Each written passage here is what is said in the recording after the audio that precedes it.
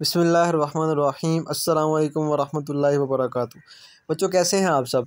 बच्चों आज की वीडियो में हम सीखने वाले हैं कि फ़िज़िक्स क्या है, व्हाट इज़ फ़िज़िक्स। बेटा कंप्लीट कॉन्सेप्ट के साथ आज हम सीखेंगे कि फ़िज़िक्स क्या है। जो अगर हम डेफिनेशन की बात करें तो इसकी डेफिनेशन है physics is the branch of science which deals with the study of matter, energy and their relationship. बेटा फ़िज़िक्स जो है ये साइंस की एक ब्रांच है जिसमें हम मैटर को, एनर्जी को और इन दोनों के रिलेशनशिप को स्टडी करते हैं। तो इसमें तीन बातें इंपॉर्टेंट हैं। पहली बात है मैटर, दूसरी बात है एनर्जी और तीसरी बात है इन दोनों का रिलेशनशिप। तो व्हाट इज़ मैटर।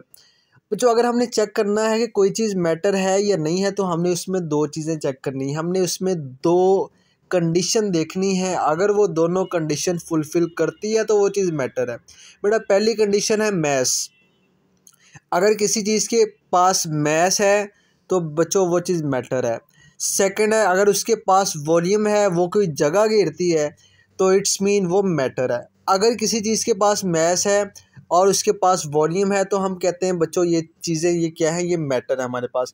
जितने भी सॉलिड आपको इस टाइम पे नज़र आ रहे हैं, आप चारों तरफ नज़र दौड़ा के देखें, जितनी भी चीज़ें आपको सॉलिड फॉर्म में नज़र आ रही हैं बच्चों उन सब का मैस भी है, वॉल्यूम है, तो इट्स मीन वो मैटर है।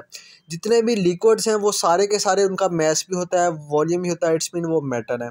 जितनी भी गैसेज हैं बच्चों उन सब का मैस भी है, वॉल्यूम है, इट्स मीन वो क्या है, मैटर है। बच्चों अब आप मुझे बताएं कि क्या हमारी कायनात में कोई ऐसी चीज़ भी है जिसका ना मैस हो ना वॉल्यूम हो। तो मैं खुद ही उसका आंसर बता देता हूँ बच्चों, वो है साउंड। साउंड का बेटा कोई मैस नहीं होता, कोई वॉल्यूम नहीं होता। लाइट है, लाइट का कोई वॉल्यूम नहीं है, कोई मैस नहीं है।